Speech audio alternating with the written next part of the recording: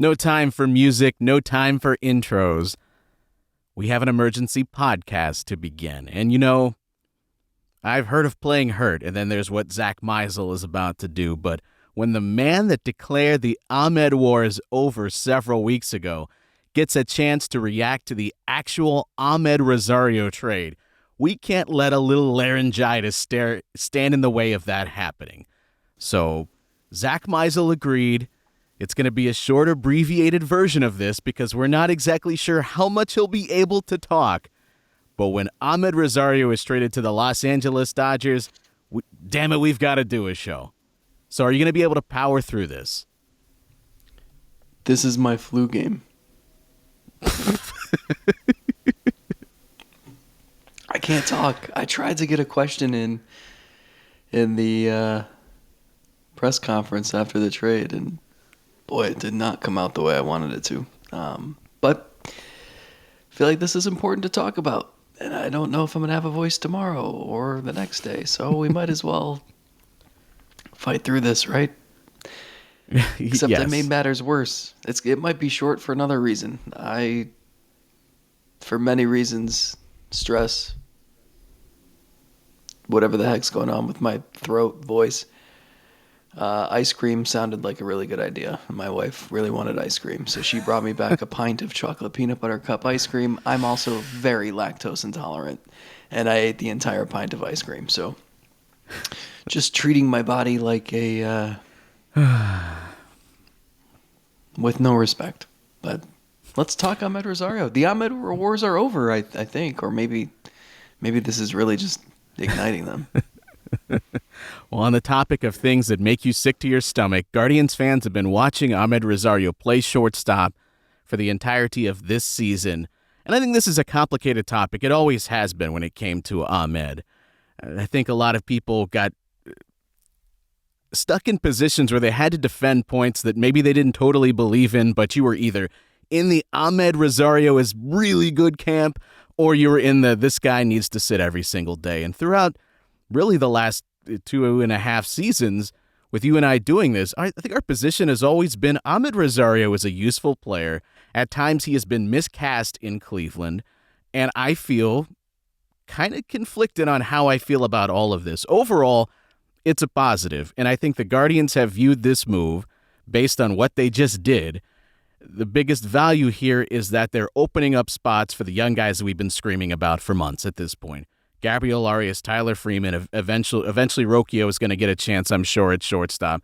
Don't know if it's going to be this year, but that's opening the door for those at-bats, that possibility for them to play pretty much every day for the rest of the regular season, and they clearly value that more than obviously having Amed, or even just exploring other potential avenues where maybe they could go get something else, like an A-ball sort of lottery ticket. They opt to go for Noah Syndergaard. I mean, of all of the things that I don't think I saw or foresaw happening, I think this would be somewhere near the top. But how do you pick this apart? Couple things. One, God, this sucks. One, I asked in the press conference, I said, if it's such a priority to see more of Freeman and Arias, why haven't we seen more of Freeman and Arias? And the answer was, they thought Rosario would play better. They thought he'd hit better. He's shown signs of it recently, but it still wasn't quite to the level that they had seen and were hoping for. And then the defense was not there, and Antonetti kind of admitted that on the call. But I think, I've heard from people over the last 2 months, they have not been happy with Rosario's defense. And even if, I think part of the issue is that offensively, the best case scenario for him is, 3 singles. And it's just, when he gets hot, it's a lot of singles and doubles, right? So that's great when he does get hot. But he's still gotten, I think, was he 86 WRC plus this season. And he's the worst defensive shortstop in the league. So you can blame him for this. You can blame how he's been handled, deployed. But the bottom line is he just was not having a good season. And the fact that he was playing 7 days a week, I think I looked up, he was injured, that, his back was hurting him in, I think it was like late April, and he missed like 4 or 5 days. But otherwise, he had started like 90 of 97 possible games, or 96, something like that. So he's playing 95% of the time. Like every 2 weeks, he might not start one game. So of course you want to see more of Arias and Freeman because you haven't seen them yet. So that part of the equation was like, that's never made sense to me. I think that's why I will continue to say this over and over. Like, what is said in press conferences, guys? You got to stop like listening to what Tito says in a post game setting about Bo Naylor and David Fry and Cam Gallagher. Like that, it doesn't matter. What their actions say mean everything, right? So look at playing time, look at trades, pay attention to who's going to start at shortstop more often than the other person. Oscar Gonzalez is coming up now. Like, focus on that stuff and not what's said publicly, because what's said publicly is said for a reason, and no one wants to hurt people's feelings. So I did talk to some people offline and try to dig a little more, and I think the main point here is they don't have high expectations for Noah Syndergaard, okay? And you can look at his numbers and you can look at his metrics and draw the same conclusion, but this is more just Amed Rosario had no trade value. He's headed for free agency. I think everybody knows he can't play shortstop. He certainly can't play it for 9 innings every day. And he's best used as a platoon guy. Let him feast on lefties and find somewhere to play where he's not going to kill you defensively. I think the Dodgers can do that. And then with Syndergaard, it's literally just, we know what the deal is, right? Your rotation right now is 3 rookies who, for the most part, struggle to get through 5 innings and are going to have innings caps here coming up soon. And you have Aaron Savali, who's spent tons of time on the injured list the last 3 years, and that's it. Like, I don't know who's starting Friday yet. Like, it might be Daniel Norris, and Daniel Norris could be DFA'd the next day to make room for Syndergaard.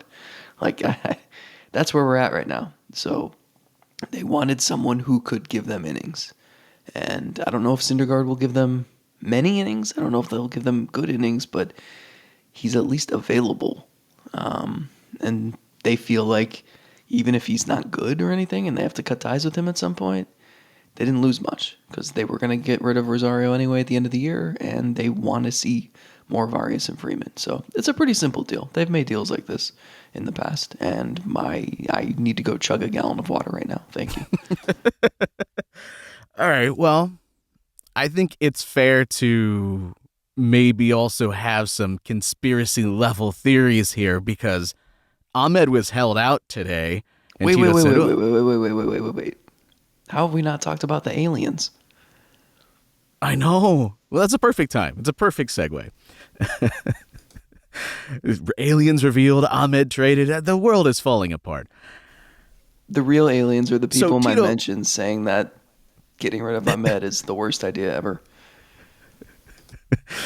So Tito earlier today said, yeah, we're trying to hold Amed out because he's got a sore side, and we're trying to be mindful of not letting guys play a lot, and then what happens, he ends up getting traded later that day. So you've already got my conspiracy antenna up, but now they trade for Noah Syndergaard, and I texted you, you know what this means?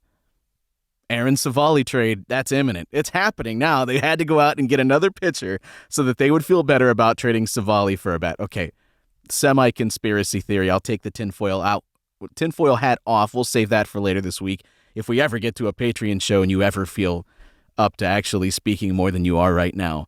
The reason why I feel a little conflicted about it is because I think it's a positive thing that you are clearing the decks and getting any excuse you might have been feeling about what's happening at that shortstop position gone. Goodbye. The way I termed it on Twitter is you're saving yourself from yourself.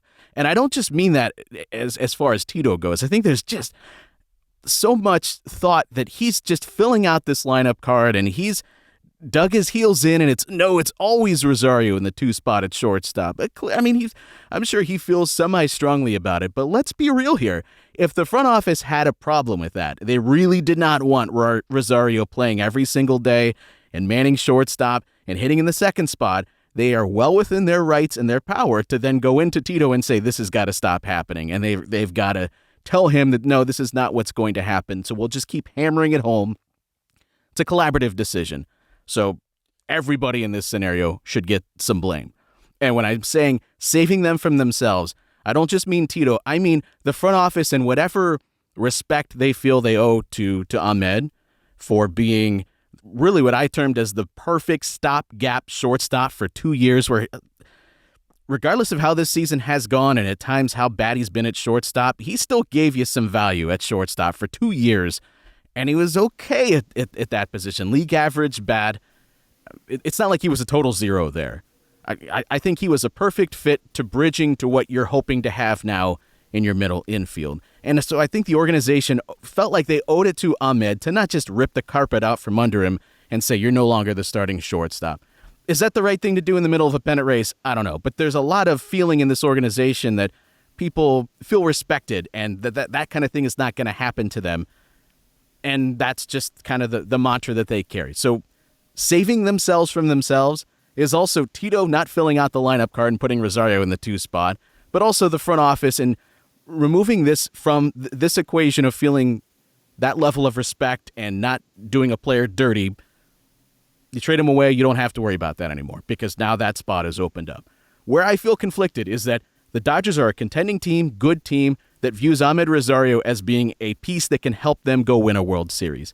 Why can't that be the Guardians? It's for all the reasons I just laid out just now, because they're not going to turn around and make him this versus lefty platoon, play everywhere but shortstop sort of guy. But that's the little conflicted part that I feel. We mentioned that on our most recent episode, that it is kind of silly that this team needs somebody that can help them against left-handed pitching. That's the thing that Amed does best. He's got an 800 OPS against the Southpaws, and they traded that guy away, and they're going to be hoping that they get that sort of production from somebody else against left-handed pitching. So he could have filled that role here too, could he not? But do you know that Tyler Freeman can't hit left-handed pitching? I know. But doesn't that feel a little bit silly? But they're just, those two teams are in very different, on different timelines, I think. And just different levels, period. The Dodgers are so much closer to a World Series, and they have different needs and holes and areas of depth. And Cleveland, it is July 26th, 2023, and we finally get to see all those shortstops we were talking about forever. Oh, my God. It's insane. How did it take this long? And you know what's been disappointing is, Amed Rosario is a great dude. I'm a big animal guy. I love animals. That dude loves going to the zoo. I appreciate that. What a good person. That's so random. Okay. No, but he's just a good dude. And my point is I feel bad that people become so entrenched in their stances on him that it's just kind of toxic. I heard from a colleague a little bit right before we popped on here, and they texted me and they said, am I an idiot for sticking up for Amed Rosario? And I said, in general, no. I said it's not his fault that he starts every freaking day and hits second every day and plays shortstop every day. And it's one of those things where it's everybody hates something so much that I start to like it, right? Or everybody likes something so much that we get sick of it, we hate it. I felt like it became that with Amed, where it's this guy gets way too much. He's having a bad season. There's no getting around that. But it got to the point where it was I felt bad for the guy. It's first of all, it's not worth dying on. That's what I told this colleague. I was he's not worth dying on a hill for, first of all. But it's just, it's not, the Amed War shouldn't have been something like this, because it's not that. It's one guy at one position. I know it means a lot in the scope of the team's roster composition, but we knew this day was coming eventually. And if it wasn't today, it would have been in a couple months. And he did provide some value. If you think about without Amed Rosario, last season doesn't happen. They needed him and Jose to be the leaders and to set the tone and all that stuff. And I do think that can get lost. I do think I think it can't hurt Jose that Amed Rosario has been around. I don't know if he needs a best buddy to excel on the field. I don't know if he hit 2 home runs today in Ahmed's honor because he knew Amed was going to be traded. But like, it helped to have Napoli and Uribe in his corner. It helped to have, it's just helped to have guys like that. So I, like, that's why I just feel bad that like the guy's just constantly trashed on. I almost feel guilty of that too, because it's just in trying to make points about this team and how decision making hasn't made sense for much of this year. It's like, well, like, I can still understand. I can still see certain things that this guy does that a team would value and appreciate. So I certainly don't want to stomp on the guy on his way out. And, he might find a role that he can thrive in LA. And, next thing you know, you look up and the NLCS MVP is named Rosario, and he was traded from Cleveland in late July. We've seen that story before. Again? How many times does history have to repeat itself before we learn from it? No, everything you just said is kind of the point that I'm getting at here. He was miscast a lot here in Cleveland. He did provide value. He was not a trash player. He was never a great player, but he was never a bad player. That was always my point when the Amed Wars. It was, to me, I was so perfectly happy in the middle. And as I said, for 2 years, I think he provided exactly what you needed. It lasted too long.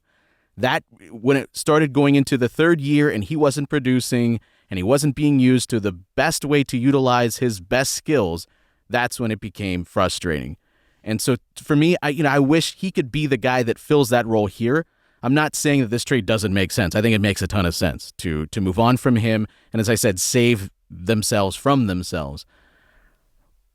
But as much as I wish that could be here, I was also, again, losing my mind when it was just an automatic Rosario's number 2 at shortstop every day. We covered it for months. It didn't need to be that. But that's not his fault. And he excelled at some very specific things, but also things this team struggles against left-handed pitching, and he was one of the few hitters that could actually hit left-handed pitching. He continued to do it again this year. I'm hopeful that, as you said, Tyler Freeman is that guy. And if he's the next guy up, that he's that guy, that he continues to do all the little things that we're seeing, that Gabriel Arias, this 3-week hiatus where he just disappeared off the face of the earth and then comes back. Hopefully he's better for it, and they finally can just let him implement some of the things that they had him working on so that we don't hear, well, he needs to do a better job within the at-bats. But let's give him more than 2 at-bats in a week to feel like he can stay committed to the process. This is all stuff for later this week and as the rest of this season unfolds, of course. But it doesn't make it any less complicated and good and bad and all of the emotions maybe that you should feel about the Rosario trade. We're going to experience them all tonight, and that's fine. I think you should feel every single different part of this because he was for his time in Cleveland, I think Amed Rosario was a complicated player. Maybe more complicated than he needed to be, but a complicated player. Yeah, I'm trying to think of another example of someone who's been this polarizing. I know there are some. I